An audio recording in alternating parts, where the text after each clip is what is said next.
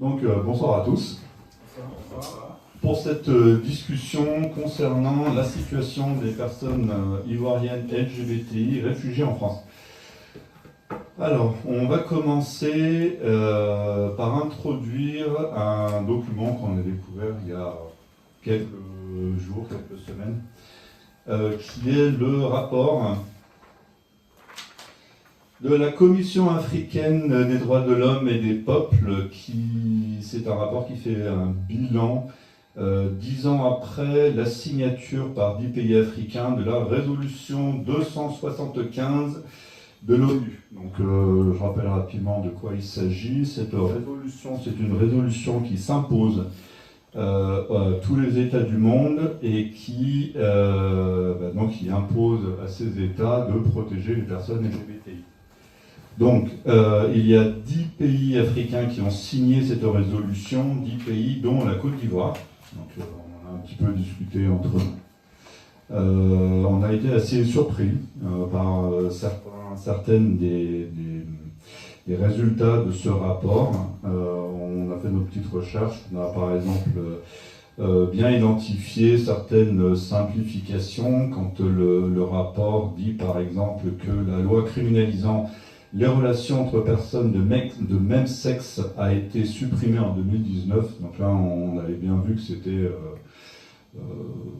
très très très simpliste, puisque la Côte d'Ivoire n'a jamais eu de loi qui criminalisait l'homosexualité. La loi dont il parle, c'est l'article 360 du Code pénal qui sanctionne les outrages à la pudeur. Le problème du micro. Donc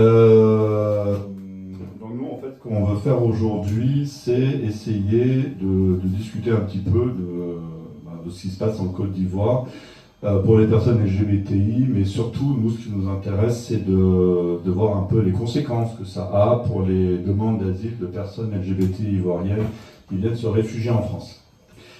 Ça, c'est vraiment le travail que nous, on fait dans notre collectif, puisque 2MSG est un collectif, comme vous en témoignez, de personnes LGBTI africaines et réfugiées. Je vous laisse vous présenter. Bonsoir à tous, moi c'est Judy Kel, je suis membre du collectif 2MSG.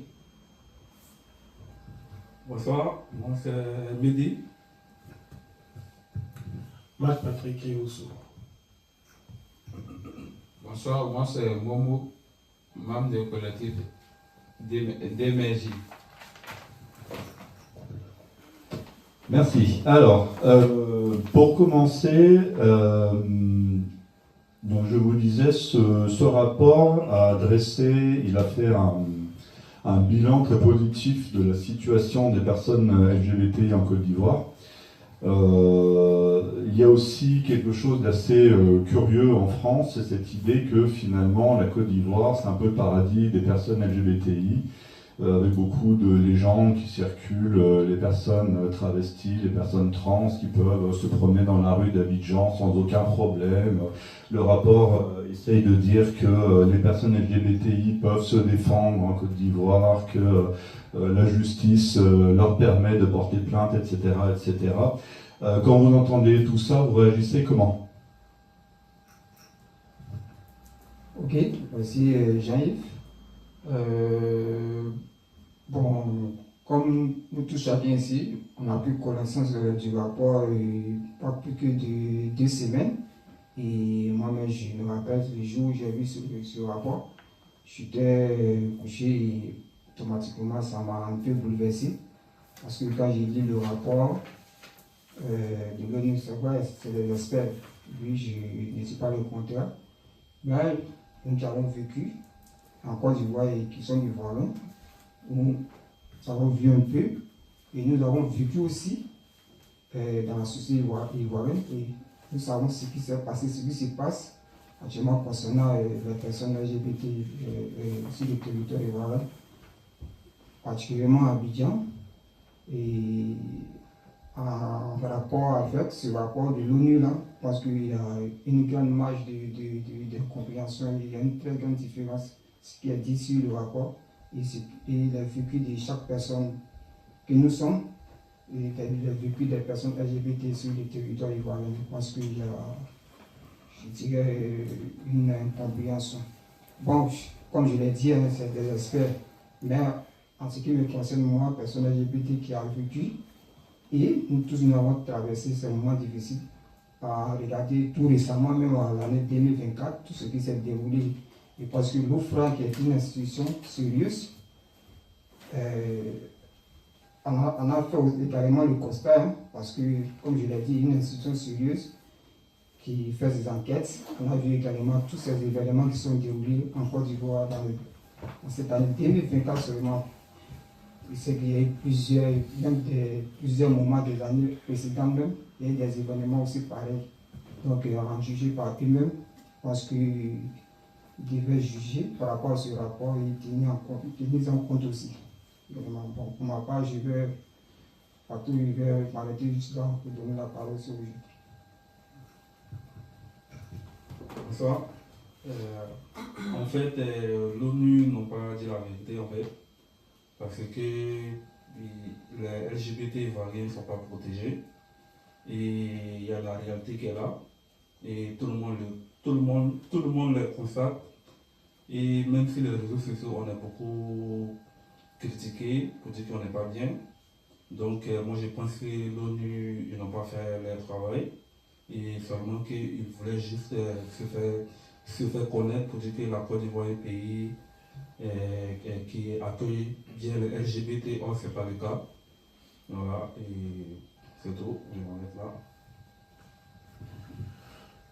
Concernant ce rapport de l'ONU, je pense que j'ai un peu pris connaissance. Mais vous savez, aujourd'hui, je pense que les gens se focalisent sur les réseaux sociaux.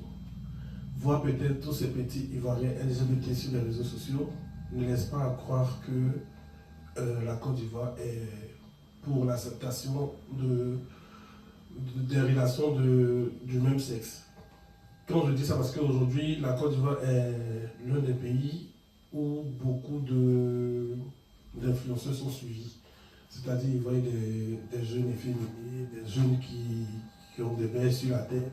Ça ne veut pas dire que ces jeunes-là sont en sécurité. Voilà. Ils profitent peut-être des réseaux sociaux pour s'exprimer, mais ça ne veut pas dire qu'ils sont en sécurité. Et il faut dire que la Côte d'Ivoire n'a jamais été pour ni contre l'acceptation de l'homosexualité. Il n'y a pas de loi qui dit que la Côte d'Ivoire condamne ou que la Côte d'Ivoire accepte. L'État ivoirien ne se prononce pas sur ce sujet, ne sont ni pour ni contre. On a des personnes qui sont battues en Côte d'Ivoire, mais qui n'ont jamais été, dont on n'a jamais parlé. Il y a des cas de violence en Côte d'Ivoire. Il y a des cas de violence en Côte d'Ivoire, mais qui restent dans l'anonymat. Il y a des personnes qui vont au commissariat, qui sont battues, qu'on ramène chez eux. Il y a des personnes qui sont chassées de leur famille, de leur maison, parce qu'on a découvert leur orientation sexuelle. C'est beaucoup de choses, c'est beaucoup de vécu. Il faut être en Côte d'Ivoire, il faut être homosexuel pour savoir ce que tu vis. Ça se passe plus dans les familles, au fait. Ça ne se passe pas au travers de l'État. Ce sont des vécus, je dirais, personnels. Parce qu'en Côte d'Ivoire, on trouve que c'est une malédiction, c'est une abomination. Donc, à aucun moment, les LGBT sont protégés en Côte d'Ivoire. Bonsoir. Ce que moi je peux dire, les hommes de même sexe ne sont pas protégés en Côte d'Ivoire. On n'a jamais été protégés en Côte d'Ivoire. Si on était protégé dans nos pays, on n'allait pas se retrouver ici. Si vous voyez aujourd'hui qu'on se trouve dans ce cas ici, ça veut dire qu'on n'a pas été protégé chez nous. Nous avons subi beaucoup de violences chez nous, dans la famille, surtout avec la population. Ce n'est pas avec le gouvernement. Et donc c'est ça qui fait qu'aujourd'hui on se retrouve ici. Ici aussi, si on vient apprendre qu'on est protégé chez nous, nous on est dépassés. Donc, on ne sait plus quoi faire. Merci. Alors, effectivement, je disais, la lecture de ce rapport est assez curieuse. Bon, c'est un rapport de l'ONU. Est-ce que vous pensez qu'il y a quelque chose, est-ce que vous pensez que c'est un peu fait exprès, que le gouvernement ivoirien ou que les personnes en Côte d'Ivoire ont intérêt à faire croire que tout va bien pour les personnes LGBTI? Dit fait exprès, moi je ne vais pas tirer sur le gouvernement, je suis loin de là, mais tout ce que je peux dire c'est la réalité. C'est ce que je vois, c'est ce que j'ai vécu, c'est ce que j'entends. Voilà. Et présenter la Côte d'Ivoire, et comme les droits de l'homme en Afrique, et partout, même ici en France, quand la politique française parle, elle montre la Côte d'Ivoire comme un pays de rêve et tout. Bon, on nous voit ici, quelqu'un qui quitté ce paradis-là, puis revenu, se retrouve à peine de souffrir encore ici. Bon. Ça devait donner à réfléchir à tout un chacun. Voilà, comme on le perçoit, c'est un pays là-bas, tout va bien, c'est le paradis, tout et tout. Et puis, du coup, on se retrouve aujourd'hui ici, dans les rues de la France, et en train de jubiler devant des institutions par rapport à avoir l'asile, tout et tout. Bon, ça donne encore à réfléchir. Donc, le gouvernement et surtout l'OFRA, surtout les institutions françaises doivent y réfléchir beaucoup là-dessus, sur ce sujet-là. Franchement, d'ici, ça allait, comme l'a dit mon ami Momo, ça allait, on ne va pas se retrouver ici. C'est parce que nous sommes pourchassés, c'est parce que c'est difficile en tant qu'homosexuel en Côte d'Ivoire, qu'on a décidé, on a fui même pour nous retrouver ici. Moi, je pense que c'est fait exprès, parce que même le gouvernement français, le gouvernement ivoirien savent que nous, les LGBT, on n'est pas protégés. Et c'est juste pour de la politique, en fait. Voilà. Pour moi, je peux dire que la Côte d'Ivoire, comme ils le disent, peut paraître un pays Eldorado s'ils veulent. C'est un pays touristique. C'est un pays qui regorge de beaucoup de biens. Donc ça, c'est autre chose. Mais là, on parle d'une orientation, on parle d'un sujet clé. On parle de la communauté LGBT. Pour la communauté LGBT, je ne dirais pas que la Côte d'Ivoire est le pays où deux personnes du même sexe peuvent être épanouies. Que ce soit en famille, que ce soit dans la ville, que ce soit dans le pays. Voilà, ça peut être un pays de rêve pour deux personnes de sexe différents. Ça, je ne vais pas nier cela. Ça peut être un pays où certaines personnes de sexe différents désirent aller s'installer, parce que c'est un beau pays. Mais comme je l'ai dit, pour deux personnes, pour des LGBTI, ce n'est pas le pays de rêve. Ce n'est pas le pays de rêve. Bon, ce que moi je peux dire là, je peux dire, bon, peut-être si tous les autres sens, on peut dire que peut-être, même si c'est pas ça, on peut dire que tout va bien. Mais c'est que moi je sais de mon côté que la situation des homosexuels en Côte d'Ivoire, tout ne va pas bien. Peut-être qu'ils font exprès de dire ça pour soigner l'image des politiques de la Côte d'Ivoire, mais ce n'est pas ça le cas. Alors peut-être une question, une dernière question sur ce sujet. Toujours sur à partir de ce rapport. Le rapport, par exemple, ça je ne sais pas si vous en souvenez, il y avait eu, je reprends mes documents pour le citer précisément, c'était en 2021. Il y avait eu une proposition de loi pour lutter contre les discriminations.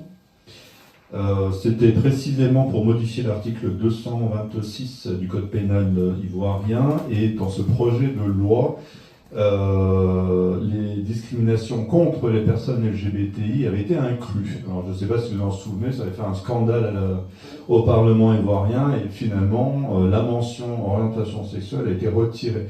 Donc justement, comment vous expliquez, comment vous réagissez un peu à cette contradiction entre d'un côté quand les politiciens ivoiriens, français parlent de la Côte d'Ivoire, c'est toujours l'Eldorado, le paradis des LGBTI, et pourtant quand il s'agit de vraiment passer aux actes et protéger les personnes LGBT, alors là, il n'y a plus personne. Au fait, comme je l'ai dit, le constat est clair. Le constat est clair. Moi, je ne sais pas pourquoi, comme on a dit, la politique, je ne suis pas politicien, mais ils ont cette manière-là de prendre le vrai pour le faux. Je ne sais pas si je peux m'exprimer ainsi. Et dans les analyses, dans tout ce qu'on lit sur le rapport de l'ONU, sur le rapport par rapport aux dits des politiciens français vis-à-vis de la Côte d'Ivoire, moi, je pense que, comme je l'ai dit dans le débat, il y a une grande marge. Et il y a vraiment, je dirais que c'est pas dit que c'est pas véridique. Franchement dit, c'est pas véridique. Voilà, tout ce que la politique française et la politique ivoirienne sont en train de mettre en place. Au fait, c'est pour vendre l'image du pays, en fait. Voilà, pour vendre l'image du pays, en fait. Oui, comme mon frère l'a dit tout à l'heure, là, pour d'autres couples, il n'y a pas de souci. Mais en tant que nous, en tant qu'homosexuels qui voulons vivre la vie que nous voulons réellement, c'est impossible pour nous. Franchement, c'est impossible. Voilà. Vu le climat, vu tout ce que nous avons vu là-bas, vu depuis le bas âge jusqu'à vraiment, c'est attendre parler, attendre dire ça, vraiment, c'est pas possible, franchement dit. Même quand il y a eu des sorties contre les LGBT, il y avait eu même des imams, des pasteurs qui sont sortis pour dire que le gouvernement a signé un décret pour protéger les LGBT. Le gouvernement a fait un communiqué, même il y a eu le ministre qui a dit que ce n'était pas vrai. Donc c'est ça même qui a calmé la population. Donc moi je peux dire que c'est faux en fait quoi. Voilà. En fait, concernant cette lancée du Parlement, moi je me souviens bien, je pensais que c'était, pour moi c'était une alerte en fait, c'était une manière d'informer la population que cette décision n'allait jamais être prise. Parce que ça a été mis sur table, comme quoi ils voulaient libéraliser l'homosexualité en Côte d'Ivoire. Moi, j'ai vu ça comme une annonce. C'était pour que les LGBT en Côte d'Ivoire comprennent que, au grand jamais, on allait signer un décret comme quoi vous êtes libre. Déjà, pour accepter que deux personnes s'unissent dans un pays, il faudrait d'abord qu'on signe un contrat de sécurité. Voilà. La sécurité d'abord, avant qu'on accepte le mariage. Parce que tant que vous n'êtes pas en sécurité, vous ne pourrez pas vous marier. Donc quand on vient lancer à la verdict populaire, lors d'un débat, un sujet comme ça, il faut comprendre que c'était juste du faux fait. Moi, c'est comme ça que j'ai compris la chose. Et jamais, en Côte d'Ivoire, ça sera signé. Bon, pour moi, c'était une manière de calmer les choses parce qu'ils ont vu que les gens, la population était déjà prête pour partir de l'autre sens bon, on peut même dire que pour tuer les gens parce qu'ils étaient déjà prêts pour ça. Et donc, c'est une manière de faire politique. C'était la politique pour calmer le jeu. Sinon, peut-être que ce qu'on est en train de dire là, on n'allait pas dire ça. Je m'arrête là. Excusez-moi, je voulais ajouter quelque chose aussi. Faut dire que je vais faire une comparaison entre l'Afrique et l'Occident. En fait, nous les Africains, en Afrique, il y a la culture qui est très très présente dans la manière de vivre des Africains. Il y a la culture et il y a la religion. Ces deux choses sont en tout cas très présentes dans la manière de vivre de tous les Africains. Donc, je pense qu'il serait difficile franchement dit, de voter une loi vraiment, comme Patrick l'a dit tout à l'heure, c'était une manière de voir. Et comme il a dit aussi, de nous dire en même temps que ça ne sera jamais possible. Parce que, quand ça a été présenté tout de suite, on a vu la réaction de la population, que ce soit les religieux, que ce soit les élus, que ce soit tout le monde a réagi sur le fait, immédiatement. Donc, pour dire que c'est pas comme en Occident aujourd'hui, la mentalité à ce niveau-là a beaucoup évolué et en Afrique, ce n'est pas le cas. Il faudrait que ce soit les autorités ici en France et surtout en Occident, quand ils doivent parler de ce sujet-là, vraiment, se penchent un peu sur ce volet-là. Voilà. Merci.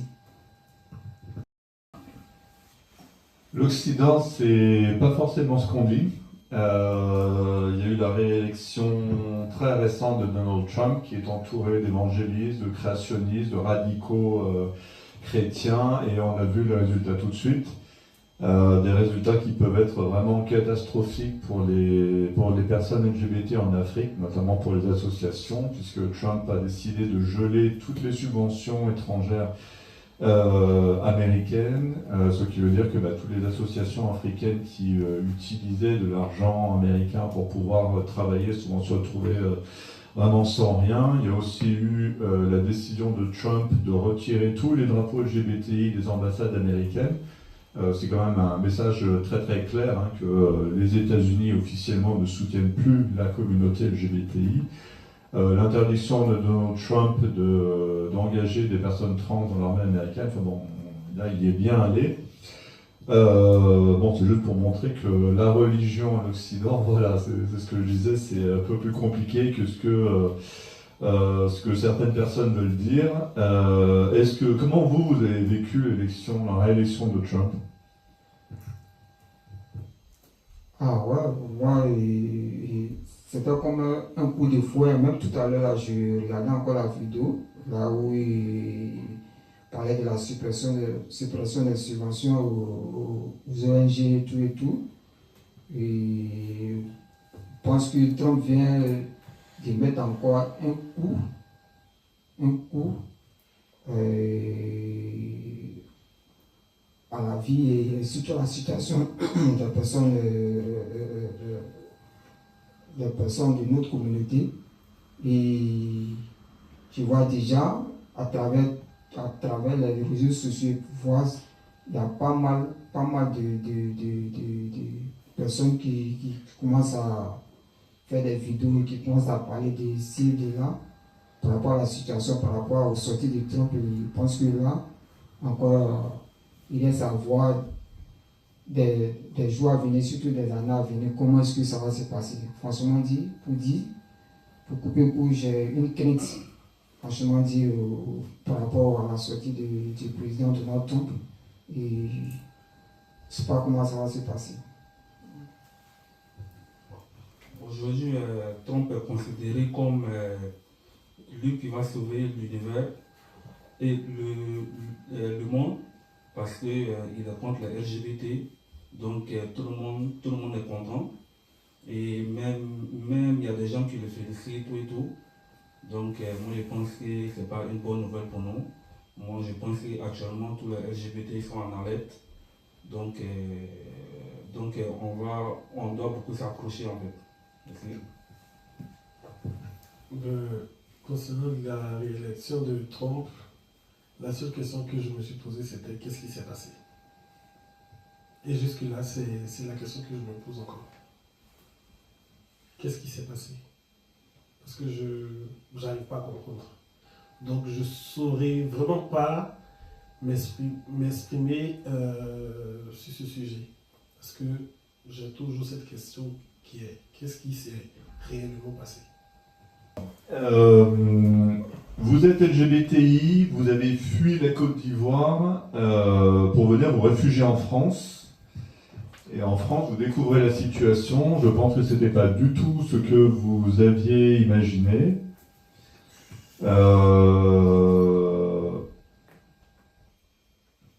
Découvrez une situation où c'est extrêmement difficile d'obtenir l'asile. Bon, déjà, première question très simple, c'est comment vous réagissez par rapport à cette nouvelle situation?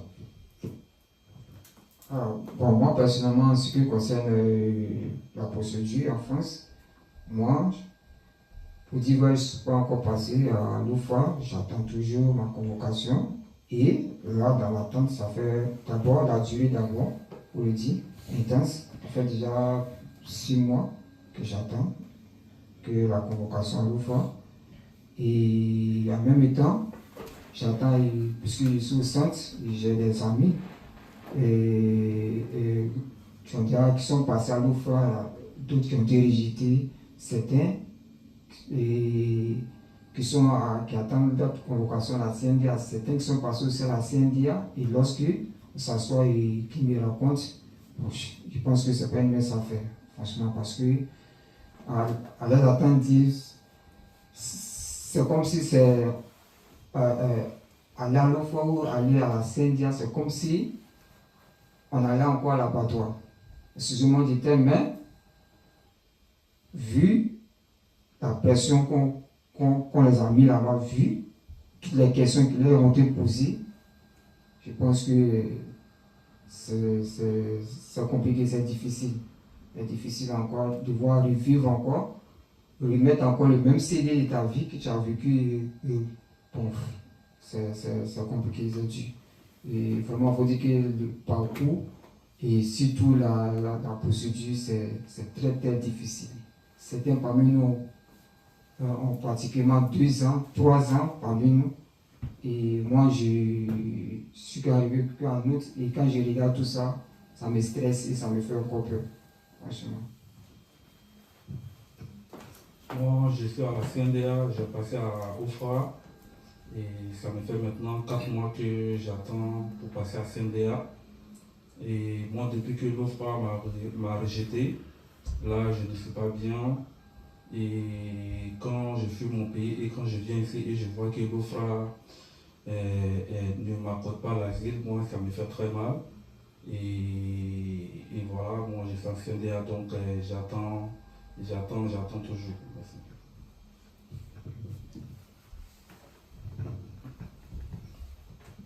Bon, moi, j'ai déjà passé à l'OFRA. En tout cas, ça a été très difficile pour moi. Après d'avoir vécu tous les mal que j'ai subis dans mon pays, et j'arrive ici pour demander l'asile, ça me fait à peu près 2 ans ici en procédure. Et je passe à l'OFRA, on me dit qu'on refuse mon asile, je dois passer à la CNDA. En tout cas, c'est très difficile pour moi.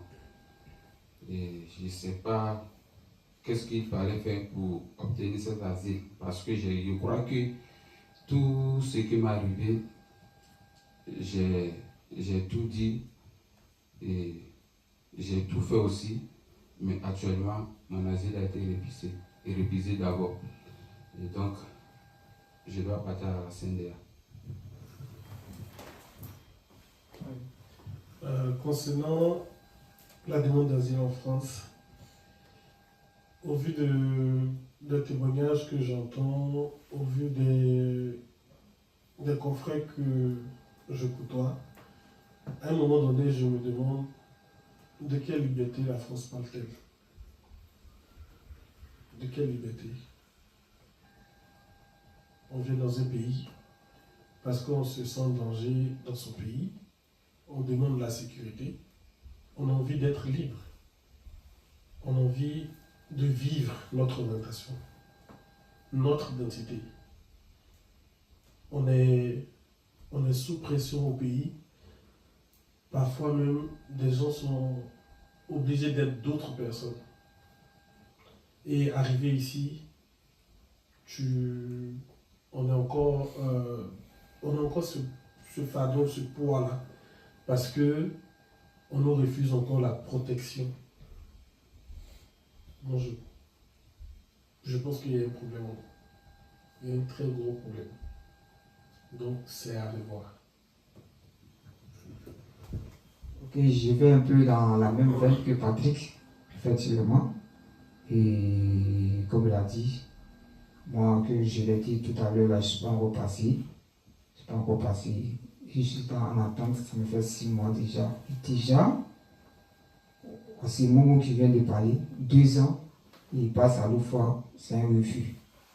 Après tout ce qu'il a vécu en Côte d'Ivoire, tout et tout, 2 ans, pas encore passé à la CNDI, on ne sait pas quand est-ce qu'ils vont avoir la convocation, on ne sait pas.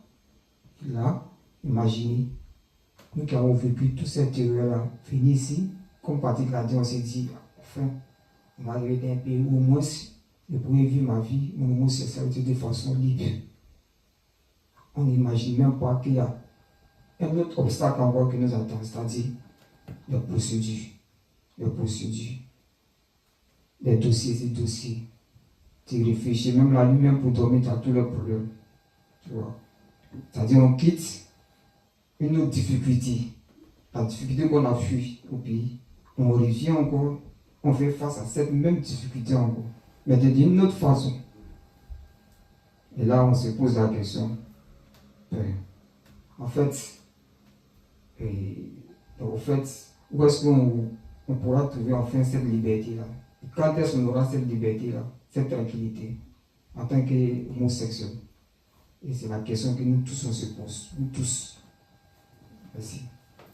Du coup, tu disais tout à l'heure que tu parlais des témoignages que tu entendais. Donc là, on peut dire que parmi les personnes présentes ce soir, toi, pour l'instant, tu n'es pas encore en demande d'asile. C'est quelque chose... bon, tu es en train d'y réfléchir pour beaucoup de raisons. Mais je sens que tu hésites aussi. Est-ce que tu veux en parler un petit peu? Qu'est-ce qui te fait hésiter? Alors, moi déjà, faut savoir que c'est dernièrement que j'ai commencé à recevoir des menaces de ma famille, de mes amis, parce que j'ai 2 vidéos qui ont, je ne dirais pas qui ont fuité. Il y a une vidéo qui est passée sur France 24 et une autre qui est passée, je ne sais plus où. Parce qu'en 2017 et en 2021, j'ai participé à 2 prides, celle de la Belgique et celle de Marseille. Et alors j'ai été filmé et ces vidéos sont passées. Et subitement, mon cousin qui regardait France 24 a vu mon image et il a publié. En fait, je suis un peu sceptique parce que, je ne sais pas, comme je l'ai dit, je vois par exemple mon cas qui s'est tapé 2 ans pour avoir une protection. Malgré qu'il est dans un pays où il est venu se réfugier, il n'est pas en sécurité véritablement parce qu'il ne sait pas ce qui tombait. Et moi, la famille, elle est super élargie. Je dirais, je ne sais pas qui est-ce que je vais croiser. Alors si c'est pour demander une protection qui va me prendre 3 ans, 4 ans, je préfère affronter ma réalité. Parce que ça pourrait être en Côte d'Ivoire, ça pourrait être en France. Parce que je ne suis pas sous la tutelle de la France en tant qu'exilé en fait. Donc si je réfléchis, je me dis mais à quoi ça va me servir de lutter 2 ans, 3 ans, 4 ans pour avoir une protection si au cours de ces démarches-là, le pire peut arriver. Ce sont les questions que je me pose. Je me pose mille et une questions. Merci. Alors, d'un autre côté, bon, on parlait un petit peu tout à l'heure de comment ça se passait en Côte d'Ivoire avec les politiciens qui aiment quand même bien présenter la Côte d'Ivoire comme un pays avancé pour les droits LGBTI. En France, c'est bizarrement exactement la même chose. Quand il s'agit de faire des déclarations pour protéger les personnes LGBTI, alors là, il y a tout le monde qui répond présent, Macron, tous les ministres, etc., etc.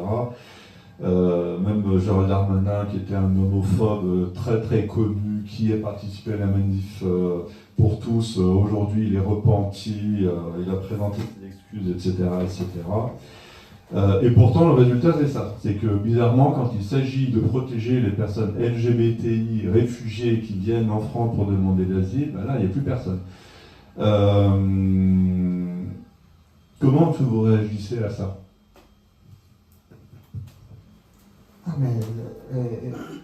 La réaction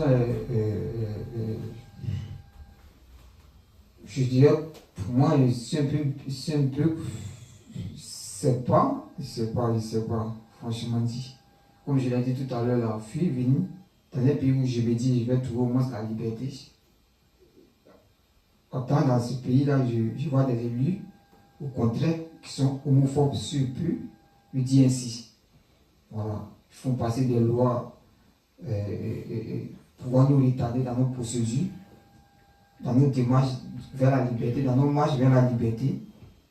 Et en toute chose qui nous mettent des blocus, qui nous empêchent d'acquérir cette liberté-là, comme on a toujours demandé, comme on a toujours sauvé, comme la France a toujours exprimé où il faut, partout dans le monde entier. La France, pays de liberté, la France, pays des droits, la France, pays d'accueil. Et au finish, on arrive dans cette France-là et c'est le contraire qui nous fait face. Bon, c'est pas la réaction sur. Nous sommes tous perdus. Voilà, nous sommes tous perdus. Moi, je pense qu'on a le droit de vivre, on est les êtres humains, donc on est au 21e siècle, donc il doit prendre ça en compte. Voilà, et voilà, c'est tout. Il parle de liberté, égalité, fraternité. Je suis en France, je demande l'asile. J'ai envie d'être libre. J'ai envie de vivre en fraternité, dans une cohésion. J'ai envie qu'on me plique à la société. J'ai envie d'être serein. Il ne suffit pas seulement de parler, il faut joindre à la parole. C'est bien de parler, de dire qu'on le fait.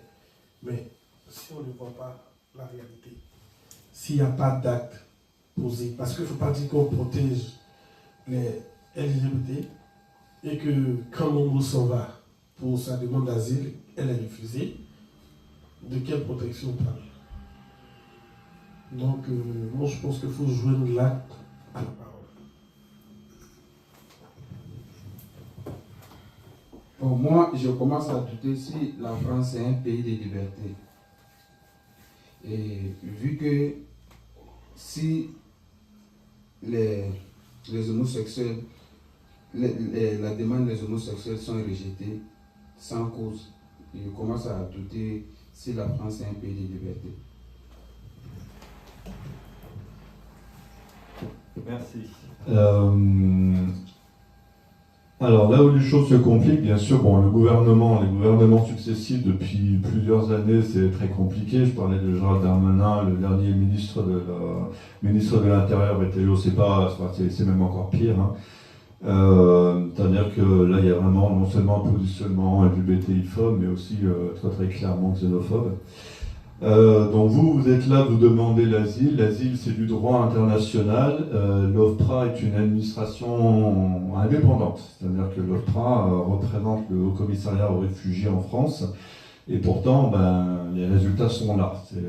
Deux parmi vous sont passés à l'OFPRA. Votre demande d'asile a été rejetée. Un petit peu comme si tout ça s'arrangeait un petit peu.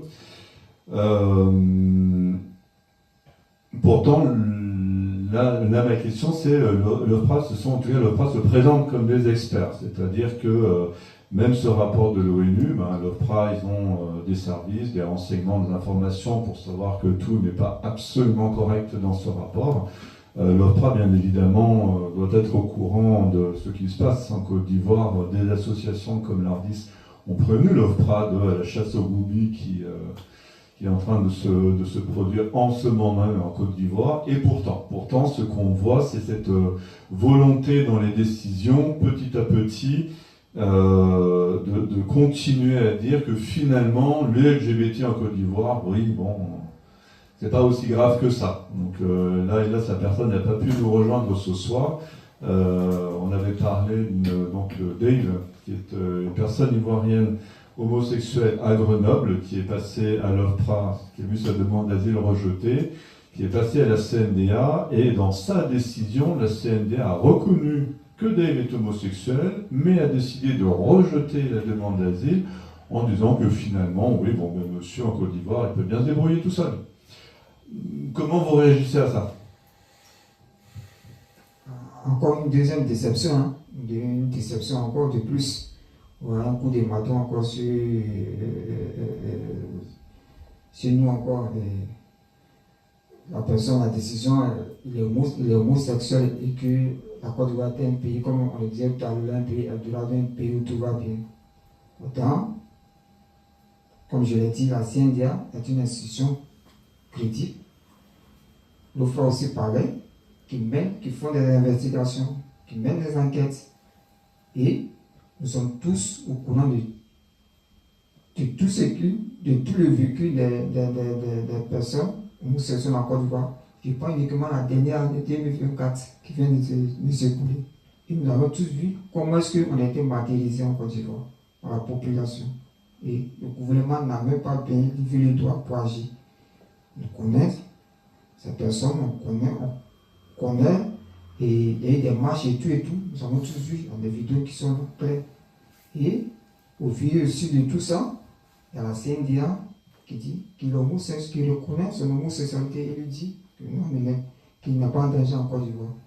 Je me pose toujours la question, comment est-ce que la CNDA fonctionne? Comment est-ce que les décisions sont prises? Et là, ça me donne encore à douter du fait que je sois en France, dans un pays où on parle de la liberté. Est-ce que je vais trouver une fois, un jour, cette liberté-là ici en France? C'est cette question que je me pose. Merci. Quand je vois la même personne qui est LGBT comme moi et on lui refuse l'asile, ça me fait très mal parce que là, lui, il n'est pas protégé, il ne peut pas se rendre dans son pays. Et actuellement, il est sans papier, il ne peut rien faire, il n'a pas d'aide. Et moi, vraiment, ça me touche énormément. Et quand je pense que je vais passer à la CNDA, et je vais être comme lui peut-être, et ça me choque encore. Et ça, je n'arrive pas à dormir. Et là, je soutiens Dave pour que tout se passe bien pour lui. Sinon, actuellement, c'est pas bien pour lui en fait, quoi. Voilà, merci.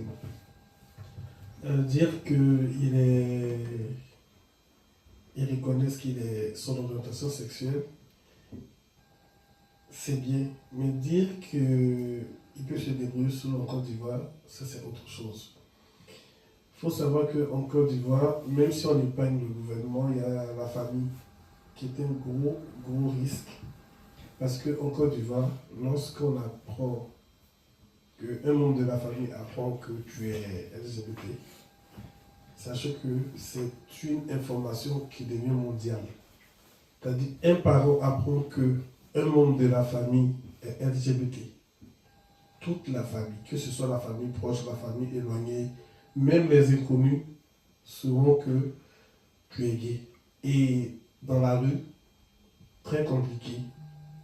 Très compliqué. On a vu des gens comme ça en Côte d'Ivoire qui sont allés jusqu'au suicide. Et il faut dire que, comme on le dit en Côte d'Ivoire, les enfants de... Il y a des enfants du gouvernement qui sont LGBT. Mais les parents ont les moyens, ils les envoient ici en Europe, ils les scolarisent ici, ils vivent leur orientation. Mais tout le monde n'a pas cette grâce-là. Et il y a des familles très très musulmanes comme très très chrétiennes qui sont très caduques sur ce sujet. Et quand je dis caduque, c'est vraiment un sujet dont on ne peut même pas parler. Donc imaginez que cette personne dont on refuse l'asile retourne dans son pays, il y a une réalité. Il y a la famille qui l'attend à pied ferme. Il y a la population qui l'attend. Il ne faudrait pas qu'on reste sur les dits du gouvernement. Il faudrait qu'on regarde la réalité de ceux qui vivent leur orientation en Côte d'Ivoire. On ne peut pas s'afficher en Côte d'Ivoire, c'est pas possible. C'est pas possible. Même les efféminés, ils paient le prix. Mais juste que c'est pas médiatisé, c'est tout. Il y a des violences en Côte d'Ivoire. Il y a des violences en Côte d'Ivoire. C'est juste pas médiatisé. Donc, il ne faudrait pas qu'on parle du gouvernement. Il faudrait qu'on s'adresse à la population clé, en fait.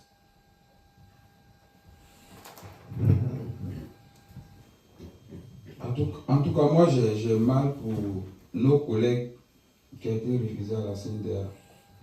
Parce que c'est difficile. Si il n'a pas été protégé par la France, qu'est-ce qu'il devient? Il ne peut pas se retourner dans son pays. Et parce que je pense un peu comme moi. Si moi, ma situation, par exemple, et si la France ne me protège pas, je ne sais pas comment me retourner au pays. Parce que c'est très difficile. Et donc, alors là, on va parler d'un sujet, un gros sujet bien tabou. C'est-à-dire que, je disais, l'OFPRA et la CNDA connaissent parfaitement leur mission, protéger les personnes réfugiées. Toutes les règles internationales, européennes, françaises sont très claires. Les personnes LGBTI doivent être protégées. En tout cas pour les pays, par exemple pour les pays africains, c'est très clair, il n'y a plus aucun pays africain qui est considéré comme sûr, donc les personnes LGBTI sont en danger dans tous les pays africains. Et pourtant, toujours, il y a ce problème que des personnes se retrouvent avec des rejets. Rejet OFPRA définitivement débouté par la CNDA. Le sujet tabou ici, évidemment, c'est les fraudeurs, puisque être LGBTI, ça ne se prouve pas, être LGBTI, ça ne se voit pas. Des personnes pourraient être efféminées, être bien hétérosexuelles, des personnes pourraient être ressembler à de vrais hommes, des durs, des vrais, et pourtant être des vraies femmes au lit. Qu'est-ce que vous pensez de ce problème? Là, c'est très précisément, nous de MSG, on en parle depuis plus de 2 ans maintenant. Nous, le problème des fraudeurs, techniquement, c'est pas notre problème. Ça, c'est le problème de l'OFPRA et de la CNDA. Des fraudeurs, il y en a, bien sûr, avec des gouvernements successifs qui réduisent la possibilité d'obtenir des titres de séjour. Beaucoup de personnes étrangères vont demander l'asile faute de mieux. Le problème pour les personnes LGBTI, c'est bien celui-là. C'est que nous, ce qu'on sent, c'est que l'OFPRA, la CNDA préfèrent refuser l'asile à des vraies personnes LGBTI plutôt que de risquer de donner l'asile à des fraudeurs. Comment est-ce que vous réagissez à ça? Mon premier point, c'est de refuser l'asile aux personnes LGBT, vraies comme nous, et du fait qu'il y a des fraudeurs, moi, en tout cas, c'est ce côté-là, ce volet-là, ce côté me désole franchement dit. Et du coup, je voudrais un peu m'adresser un peu à l'administration française, c'est-à-dire à la préfecture haute, qui aujourd'hui, du fait, surtout au gouvernement français, du fait d'ici un peu la procédure au niveau du titre de séjour. Et aujourd'hui, comme vous l'avez dit tout à l'heure, du coup, tout le monde se demande, se dirige vers les demandes d'asile, même ceux qui ne sont pas persécutés véritablement, qui ne sont pas persécutés. Et donc aujourd'hui, ça fait une confusion. Aujourd'hui, nous sommes confrontés à nous tous, personnes homosexuelles, à cette situation-là. C'est-à-dire même quand on va devant un agent de l'OFPRA aujourd'hui, en face de lui, sans même, je dirais, sans même fouiller nos dossiers, sans même prendre connaissance de nous, d'avoir une juge déjà sur la base de fraudeurs. Et moi, de ce point de vue, ça me désole beaucoup, franchement dit. Et comme je le disais tout à l'heure, c'est un coup encore d'émotion encore pour les personnes en tout cas qui avons subi véritablement des persécutions et qui en subissent toujours étant en France ici. Voilà, franchement dit, j'en appelle au gouvernement français, j'en appelle aux institutions, à l'OFRA et à la préfecture, franchement dit, de prendre les mesures pour que, en tant que personne, nous soyons véritablement entendus, nous soyons véritablement suivis et pris en compte. Ok, merci. Moi, je pense qu'il y a des quotas qui sont mis en place. Donc, c'est ce qui fait qu'on ne donne pas l'asile. Et quand il y a des fraudeurs qui passent et ils sont candidats, donc nous, ça nous empêche d'être réfugiés à cause des quotas, en fait. Bon, moi, je trouve ça un peu pathétique parce que des personnes qui arrivent à définir que certaines personnes sont véritablement homosexuelles mais leur refusent l'asile, n'arrivent pas à détecter pour certaines personnes. Normalement, les fraudeurs, ils doivent les reconnaître, en fait. Et si on arrive à dire à une personne que effectivement elle est homosexuelle mais elle n'est pas en danger, je pense qu'on doit avoir aussi ce clin d'œil là-dessus qui est véritablement fraudeur. Parce que c'est parce qu'ils ont le coup d'œil. Ce n'est pas un récit qui va venir définir ce que la personne est. Mais je pense qu'il y a quand même cette sincérité de l'âme, du vécu de la personne qui fait qu'on est touché. On arrive à savoir si elle nous ment ou si elle est vraie. Donc, à quel moment il se trompe? C'est qu'il y a un problème. Donc, l'OFRA doit se revoir. Je pense qu'il doit se revoir aussi.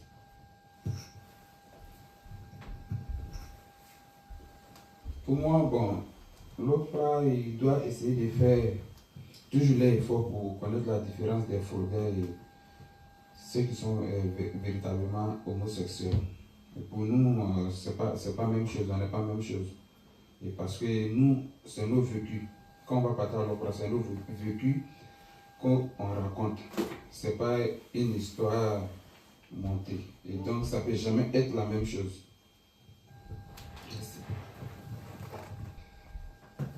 Alors, on va terminer cette discussion en parlant de l'accueil des personnes réfugiées LGBT en France. Bon, certains parlent plutôt du non-accueil des personnes LGBT en France, c'est justement ce qu'on va discuter aujourd'hui. Puisque là, vous avez des situations assez différentes. Là, je vais simplement rappeler, c'est toujours un peu pareil. Hein. Vous vous souvenez qu'en 2021, Marlène Schiappa, qui travaillait au ministère de l'Intérieur à l'époque, avait annoncé toujours les grandes déclarations, un plan de lutte contre les vulnérabilités des personnes réfugiées en demande d'asile, qui avait donc identifié, ce plan avait proposé 10 actions pour prendre en charge les personnes réfugiées les plus vulnérables. Les personnes LGBTI font partie de ces personnes qui doivent être prises en charge par les administrations de l'asile. Et pourtant, nous sommes donc en 2025, nous de l'ESG, on s'est quand même beaucoup battu pour que ce plan soit appliqué à Lyon. Et pour l'instant, les effets, on attend toujours qu'ils se fassent sentir. Alors, on va commencer peut-être par une première question. Donc, toi, pour l'instant, tu n'es pas concerné, mais pour vous trois, comment ça se passe pour vous? Celle-là, c'est vraiment ça avec l'OFI, hein, cette fois-ci, c'est plus l'OFRA, c'est l'OFI qui doit s'occuper de vous. Ça se passe comment? D'abord, je vais débuter sur un point, s'il te plaît. La devise de la France, c'était quoi? La devise. Oui, de la France. Liberté, égalité, fraternité. Liberté, égalité, fraternité. Toujours liberté. Qui dit liberté, dit être logé, avoir moins les moyens de circuler, se nourrir, se vêtir. Je pense pour moi, tout ça aussi fait partie de la liberté parce que quelqu'un qui n'a pas tout ça n'est pas libre dans la tête. Pas tranquille aussi dans la tête. Et quand j'arrive à l'OFI pour la première fois, Et la dame me dit, oui, on va vous loger, tout et tout. Et on donne une carte et tout et tout. Et il faut dire que moi, j'ai dormi presque 1 mois au dehors. Et ma chance, c'est que je suis arrivé, c'était en été. Ça, c'est ma chance. J'ai dormi presque 1 mois au dehors. Et j'imagine pas. Moi, j'ai fait l'accueil ici à DMG au centre. Et j'ai reçu un membre ici hier qui, actuellement, nous sommes en plein hiver, qui dort dans le froid. Vous imaginez, et il y en a plein comme ça. Et toutes ces personnes-là, il y en a souvent, durant la procédure, les cartes ADA se coupent. On ferme, on ne verse plus la carte, l'ADA, c'est-à-dire les 440 €, on coupe. Comment ces personnes-là mangent? Et j'en ai le ticket de but TCL, le transport, il n'y en a plus. Comment ils se déplacent? S'ils doivent aller chercher le courrier et tout, comment ils sont? Et de quelle liberté on parle? Est-ce qu'il y a la liberté là encore? C'est tous ces points aussi qu'il faut relever aussi. Et voici un peu le fait de l'OFI aussi. Voici ce que peut tirer aussi de l'OFI. Voilà. Et nous sommes pleins comme ça dans cette situation. Merci. Moi, actuellement, je ne reçois aucun aide de l'OFI. Donc, je vis très mal. J'ai rien. Et là, je ne sais même pas où aller. Parce que je n'ai pas là où dormir. Et même pour manger, c'est avec difficulté. Je n'arrive même pas à bien manger parce que j'ai pas d'aide de la part de l'OFI. Donc, je suis homo et bien sûr que je suis vulnérable. Donc, ils m'ont essayé de voir comment ils pourront me donner la date. Merci. Pour moi, les difficultés que j'ai eues avec l'OFI, quand je suis venu, j'ai demandé l'asile et fait mes demandes à Paris. Et donc, quand la dame m'a proposé qu'ils allaient m'envoyer à Lyon, la première question que j'ai posée, j'ai demandé que j'ai besoin d'être dans un coin où il y a les associations des homosexuels. Elle m'a dit oui, à Lyon il y en a. Et dès que tu arrives, tu demandes à ton assistante sociale et elle va te donner, elle va faire ça pour toi. Elle dit ok. Et donc quand il s'est arrivé à Lyon, j'étais content. Et directement, j'ai expliqué à mon assistante sociale, elle est rentrée dans mes dossiers, elle a vu directement, c'était noté dedans. Et donc elle m'a donné l'adresse le centre LGBT de Lyon. Et donc je me suis rendu là-bas et j'ai pris rendez-vous. Bon. Un mois après, ils m'ont ramené dans une autre ville qui a déjà à 1 heure de Lyon. Et j'arrive là-bas, je me renseigne, on dit qu'il n'y a pas d'association là-bas. Et donc c'était difficile pour moi. Et même j'ai reçu même à demander s'ils pouvaient avoir des rendez-vous avec les psychologues dans la ville aussi, il n'y avait pas. Et c'était difficile pour moi. Et tout ce que j'avais déjà vécu, et je vivais déjà un traumatisme, j'avais besoin d'associations et puis les psychologues pour m'aider dans mon moment difficile. Et là où ils m'ont logé, il n'y avait pas d'association, il n'y avait pas de psychologue, ils ne savaient pas plus quoi faire.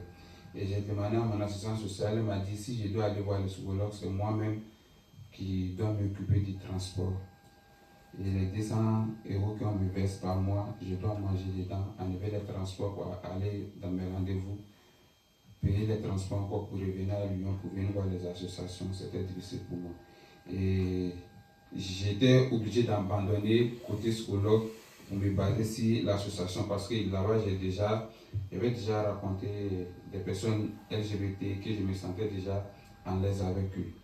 Et donc, côté psychologue, j'ai oublié ça pour me concentrer sur l'association. Nous avons tout fait pour qu'ils n'ont pas me reloger à Lyon, pour que j'allais avoir accès avec les membres des associations toujours.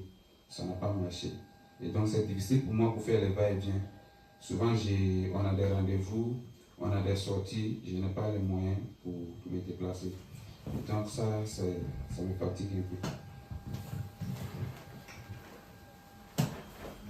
Pour toi, j'en profite un petit peu, puisque toi, tu as demandé à revenir sur Lyon, parce qu'en fait ta vie est à Lyon, hein, tu es membre de l'association, ton copain est à Lyon, toi tu as ton travail à Lyon, l'assistante sociale a refusé. Oui. Parce que en fait là où c'est aussi assez extraordinaire, c'est que j'ai juste reparlé du plan, puisque toi Judicaï, tu avais participé à la signature du plan local pour l'égalité, contre les violences LGBTI-phobes, etc. Ça c'était le 12 novembre dernier à la préfecture. Et ce qui est extraordinaire justement, c'est que bon, le plan a été signé, mais visiblement personne n'est au courant. On a fait certains recours contre l'OFI au tribunal administratif. Les juges du tribunal administratif ne sont pas au courant de l'existence de ce plan. L'OFI lui-même a l'air de pas être au courant de l'existence de ce plan, c'est-à-dire qu'à chaque fois que moi je les ai sollicités pour justement demander à ce que ce plan soit utilisé comme si le plan n'existait pas. Toi, ça s'est passé comment ? Bon, moi, ils m'ont juste dit que la vie des Lions, c'est fait pour les enfants qui partent à l'école avec les familles, et les malades, et avec les enfants, ceux qui ont les enfants. C'est ce qu'ils m'ont dit seulement, que nous, les jeunes, on ne peut pas avoir les logements à Lyon. C'est ce qu'ils m'ont dit. Voilà, d'accord, donc tu es LGBTI, il n'y a pas d'association LGBT avec culot, en gros tout le monde s'en fout, mais voilà, c'est bon. Ok, juste peut-être une dernière question en ce qui concerne les problèmes avec l'OFI, les problèmes avec les problèmes de l'accueil. Hein. Un petit peu c'est la même question en fait que je vous ai posée avec l'OFPRA ou d'autres problèmes. Il y a toujours des déclarations. Hein, c'était la Marlène Schiappa il y a 4 ans bientôt. Il y a toujours cette volonté, quand il faut parler, alors là il faut toujours protéger les LGBTI font partie des personnes vulnérables, etc. Mais alors dans la pratique, en fait rien du tout. Donc même question, comment vous réagissez à ça ?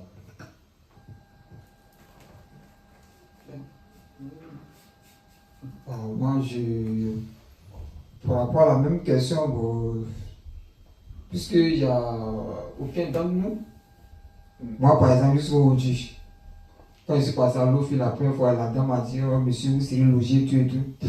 Jusqu'à présent, j'attends le logement. Et je n'ai pas de logement, donc je pense que le plan, il est dit, mais il n'est pas mis en vigueur. Voilà, il n'est pas mis en vigueur, puisque nous sommes plusieurs comme ça. Et voici le moment qui vient de le dire, que lui-même lui a dit que ceux qui étaient logés à Lyon, ce n'est que des mères et enfants et des personnes malades. C'est-à-dire nous les autres, on n'a pas droit à logement à Lyon. Il faut dire qu'à Lyon, c'est très... Le logement, je ne pense pas. Je ne pense pas qu'il n'y a pas de logement pour nous. Je ne sais pas si on refuse de nous le donner, mais on n'a pas droit au logement ici, c'est le constat. Puisque moi-même, je suis le cas, jusqu'à présent, je n'ai pas de logement. La carte ADA, oui, je le reçois, mais pour des amis qui ont été déjà recueillis le refus, alors il faudra que le refus, peut-être à CNDR qui ont fait des recours, il y a certains parmi eux qui ont coupé, voici Mamadou à côté de moi, ils ne reçoivent pas l'ADA, aucun sou, qui se démettent. On ne sait pas comment ils arrivent à se nourrir, comment ils arrivent à se déplacer. On peut, je ne sais pas, mais on me dit que j'ai un plan, il y a des signatures qui ont été faites pour le logement, pour qu'on soit suivi, soit bien propre. Et le constat, il est fait, il est là, et nous tous nous le voyons.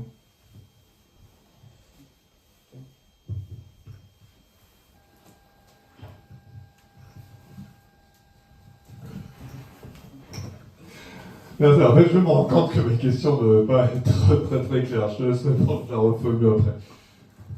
Par rapport à ce que tu as dit tout à l'heure, tout est officieux au fait. C'est-à-dire quand on regarde tout ce qu'ils disent, tout ce qu'ils promettent, on a comme l'impression qu'à la longue, c'est juste officieux, il n'y a rien d'officiel. Et c'est compliqué. C'est compliqué parce que mentalement, les gens sont pas bien. Et Après, ils sont étonnés de voir qu'il y a plein de personnes qui tombent dans la dépression. Mais c'est tout ça qui amène à la dépression. Parce que tu ne peux pas fuir, c'est une guerre personnelle. Parce que fuir son pays pour venir dans un pays où tu n'as personne, c'est une guerre. C'est une guerre. Et ces personnes-là ont besoin comment je vais dire ça, on a besoin d'être introduits. On a besoin d'être en mouvement. Quand on demande l'asile, c'est de nous mettre dans des conditions pour être à l'aise. C'est-à-dire, on a laissé famille, on vient. Déjà, il faut dire qu'on est seul. On est exposé à nous-mêmes. Qu'est-ce que ces infrastructures font pour que les personnes qui demandent l'asile soient épanouies? Faut les insérer. Il faut les insérer, c'est-à-dire dans le sport. Il faut trouver des moyens pour qu'ils soient à l'aise, pour qu'ils soient bien. Une personne qui n'est pas bien, qui demande à un psychologue, on dit qu'il n'y a pas de psychologue. Demain, vous êtes étonné que cette personne-là est en dépression. C'est beaucoup de choses. Mais ça ne vient pas seulement du fait qu'elle ait fui son pays pour un autre pays. Mais je pense que ça vient aussi des promesses non tenues. Parce que quand tu dois te lever le matin sans savoir où tu vas, si tu vas manger, si tu auras un coin chaud pour dormir, c'est compliqué. Donc je pense qu'ils doivent revoir ils ne doivent pas rester seulement sur l'officiel, mais ils doivent officialiser leur écrit aussi. Merci, c'est à peu près ce que j'avais en tête. Alors, je réexplique. Est-ce que vous pensez que ce que vous vivez en France, c'est fait exprès? C'est-à-dire, l'OFII sait très bien que parmi les LGBT, il y a des fraudeurs. Vraiment, les administrations de l'asile en France sont obsédées par ce problème des fraudeurs. Mais surtout, il y a aussi, c'est beaucoup plus simple, c'est les ministres de l'Intérieur, les uns après les autres, qui disent l'asile, c'est l'immigration, faut réduire, faut réduire, faut réduire. La dernière circulaire du ministre de l'Intérieur qui est sortie, c'est pour compliquer encore plus les choses pour obtenir les titres de séjour. On peut se dire que ces gens du gouvernement ne sont pas idiots, qui savent très très bien que si ça devient plus difficile d'obtenir des titres de séjour, il va y avoir encore plus de personnes qui vont demander l'asile pour pouvoir se maintenir sur le territoire français. Ça, c'est logique. Et donc, vous, LGBTI réfugiés qui venez, qui vous demandez l'asile en France, il y a toujours ces déclarations, il y a toujours la volonté des politiciens de dire oui, oui, bien sûr, il faut les protéger, mais alors dans la réalité, évidemment, c'est complètement différent. Qu'est-ce que vous pensez de ça? Moi, je ne vais pas être trop long sur ce sujet, parce que moi, pour moi, l'idée est déjà claire. Je vais le dire où il faut que c'est fait exprès. C'est fait exprès. Et je le dis encore que c'est une politique encore. Voilà, mais qui va à l'encontre des personnes comme moi, des personnes comme Mamadou, des personnes comme Moumou, oui, qui n'ont pas demandé, qui n'ont pas fait exprès à être ici. Voilà. Nous n'avons pas fait exprès de venir en France, non. Nous sommes venus en France parce que on a pu attendre être ici, être libre. Et aujourd'hui, nous sommes là, c'est le contraire, et le gouvernement qui a train de tout mettre en œuvre pour encore nous oppresser encore de plus. Et je trouve ça un peu désolant et de la part du gouvernement, et vraiment ça me peine un peu. Ça me peine, pas un peu, mais énormément. Énormément. Parce qu'aujourd'hui, c'est difficile dans tout voir, tout écouter les informations, regarder le journal à la télévision, bien TV, avec toutes ces lois qui sont en train d'être votées. Quand j'entends le ministre de l'Intérieur, le ministre de la Justice, à chaque fois quand je ouvre mon téléphone et je lis les informations uniquement sur les immigrés, je me dis que, mais attends, le gouvernement, il ne sait pas si cette rage du gouvernement est uniquement dirigée vers nous. En fait, moi, c'est l'analyse que je me fais.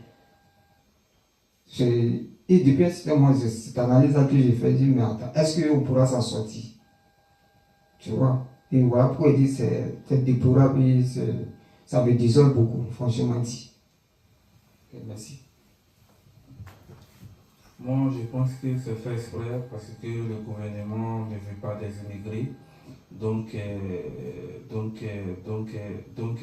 nous, pour nous protéger, c'est encore plus difficile parce que ils disent qu'on veut appauvrir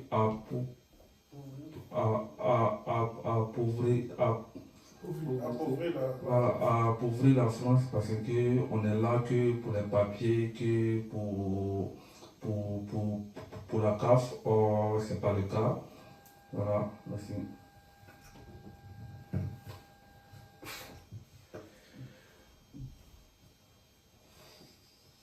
Honnêtement, c'est fait exprès. En fait, c'est pour pousser les gens à craquer. Et moi, je pense que à la où on va, ça sera plus. Ils ne diront plus protégeons-les, mais ils diront ramenons-les. Parce que je pense que c'est à ça qu'ils veulent aboutir, en fait. Emmener les gens à craquer, les pousser à rentrer dans le pays, quel que soit le risque qu'ils rentrent, et voilà quoi. Mais on ne dit pas protégeons-les en rendant plus compliqué leur situation. Parce que quand on lui dit, par exemple, qu'ils disent qu'on appauvrit la France, mais si vous nous donnez les papiers, forcément on va travailler, on va payer les impôts. Donc, il ne faut pas qu'on se montre. Il y a des métiers ici en France que le français ne fera pas. Ça, c'est une réalité. Que le français ne fera pas. Et la présence des migrants ici, des LGBT ici, a aussi son bénéfice à la France. Parce que un LGBT ne vient pas pour dormir sur son oreille. Parce qu'on n'a pas fui parce qu'on était fainéant, on a fui parce qu'on se sentait en danger. Et quand tu fuis un pays pour un autre pays, c'est vrai que tu demandes à être protégé, mais tu as... Alors merci, la discussion touche à sa fin. Est-ce que quelqu'un parmi vous souhaite ajouter quelque chose que vous n'avez pas pu dire pendant le reste de la discussion? Moi, en fait, j'aimerais répondre sur le sujet de la loi en Côte d'Ivoire. J'aimerais m'adresser, si un jour ma vidéo apparaît à l'oreille de l'ONU, qu'en Côte d'Ivoire, il n'y a pas de loi qui accepte la liberté des LGBT, ni de loi qui condamne. Mais elle condamne. Elle condamne dans le contexte où voir une personne efféminée dans la rue est battue et il n'y a pas d'emprisonnement pour son bourreau, voilà. Parce que j'ai été témoin en Côte d'Ivoire, c'était dans mon quartier, une structure qui militait pour la communauté LGBT qui a été agressée. C'est resté comme ça. On a des connaissances à nous qui ont été battues. On a là, au commissariat, on nous a ramenés chez nous. Donc, à quel moment on parle de protection, en fait? À quel moment on parle d'une loi qui protège? Il n'y a pas de loi qui protège. Et nous avons été, moi j'ai vécu en Côte d'Ivoire, j'ai eu plein d'amis qui ont vécu des réalités. Je ne veux juste pas venir sur ma réalité parce que c'est quelque chose d'autre, mais il y a des personnes qui ont vécu des réalités. Moi, je connais une personne qui a été poussée jusqu'au suicide parce qu'elle n'était pas protégée dans sa famille. Donc on arrête de dire qu'en Côte d'Ivoire, les LGBT sont en sécurité. Il n'y a pas de sécurité qui existe. Qu'ils revoient encore leur discours. Et voilà.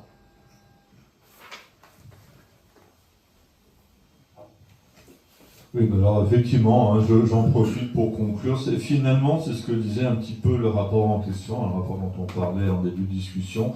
C'est là qu'on disait que c'est un rapport un peu curieux, qui très optimiste, hein, voilà. qui parle de beaucoup de progrès, mais qui finalement, dans les conclusions, c'est exactement ce qu'ils disent, hein, c'est que accès à la justice, peu de progrès dans ce domaine dans les 10 pays. Les principaux progrès qui ont été faits, c'est les associations, hein, ce qu'ils appellent les organisations de la société civile. Donc là, on parlait de... Oui. En fait, en parlant des derniers mots, j'ai un truc qui m'est revenu tout à l'heure là. Parce que ça a été ainsi, j'ai eu la connaissance de Barbara, dont on en a parlé. Et du coup, j'apprends aussi que elle est passée à l'Assemblée nationale. Il faut dire que l'histoire de Barbara des années 90. Et jusqu'en 90, je pense que nous sommes dans une trentaine d'années maintenant. Et je pense que la décision aussi de l'OFA ou des institutions aussi se base aussi sur ces faits-là. Mais il faut dire, il y a deux choses qu'il faut retenir aussi. Au fait, il y a des personnes qui ont de l'argent, il y a des personnes, des enfants issus de familles riches. Et leur façon, leur manière de vivre l'homosexualité est différente de la nôtre. Comme Patrick l'a souligné tout à l'heure, des personnes qui sont dans le gouvernement, qui ont des enfants, qui sont homosexuels, mais qui vivent en France ici, qui vivent en Europe, et vivent leur homosexualité tranquille. Et on a des exemples et nous en voyons. Mais du coup, des personnes comme nous, des classes basses, des basses moyennes, franchement dit, ce n'est pas la même réalité. Et je voulais répondre un peu sur le cas de Barbara, que tantôt les gens ont tendance à citer un peu, voilà, mais il y a eu Barbara, mais c'est pratiquement tu m'as dit tout à l'heure là qu'elle était la coiffeuse du feu premier président de la Côte d'Ivoire, des autorités même. Et donc une personne comme ça, vous voulez qu'elle soit poursuivie, mais elle soit non. Donc, au fait, il faut que les gens sachent faire un peu la différence. Alors, c'est sur ce point-là que vous voulez rebondir. En fait, parlons de Barbara. Il ne faudrait pas qu'il regarde le contexte. Elle a été reçue à l'Assemblée ou quelle coiffait la première dame. Barbara militait pour la cause des LGBT. Elle luttait pour entrer dans le gouvernement parce qu'elle voulait protéger sa communauté. Moi, j'ai regardé son film. Dans le film, c'était un témoignage où des gens parlaient de ce qu'ils vivaient. La violence ne date pas d'aujourd'hui. Ça date de longtemps. Et la Barbara dont on parle, ce n'est pas parce qu'elle n'est pas rentrée à l'Assemblée nationale parce qu'elle était étrangère. Non, elle est rentrée à l'Assemblée nationale parce qu'elle militait pour une cause. Donc qu'on ne dise pas qu'elle a été reçue par un président et tout ce qui veut dire que comment on appelle l'homosexualité acceptée en Côte d'Ivoire, non. Elle est rentrée en tant que militante, elle est rentrée en tant qu'activiste. Elle luttait pour une cause. Elle était fondatrice d'une structure. Elle a fondé la structure pourquoi? Pas parce que c'était légalisé, non, mais pour militer. Elle allait de village en village pour sensibiliser, pour apporter son soutien aux LGBT qui souffraient de violence.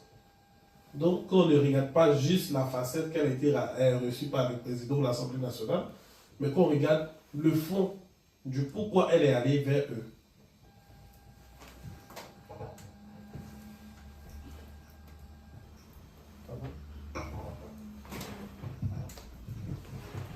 Bon, ce que moi je voulais ajouter, je voulais dire que la Côte d'Ivoire ne se limite pas qu'à Abidjan. Et moi, personnellement, je suis né dans un village. Je suis allé à Abidjan qu'une fois. Et je n'ai pas dépassé une semaine, je crois. Et donc, je ne connais pas Abidjan. Tout mon vécu, c'est au village. Nous, nos manières de vivre au village avec Abidjan, c'est difficile. C'est pas la même chose. On n'a pas d'association là-bas. Et donc, là-bas, si tu t'as mis, c'est l'enfer. Et déjà, on a déjà suivi l'enfer cité. Donc, c'est pas la même chose comme Abidjan.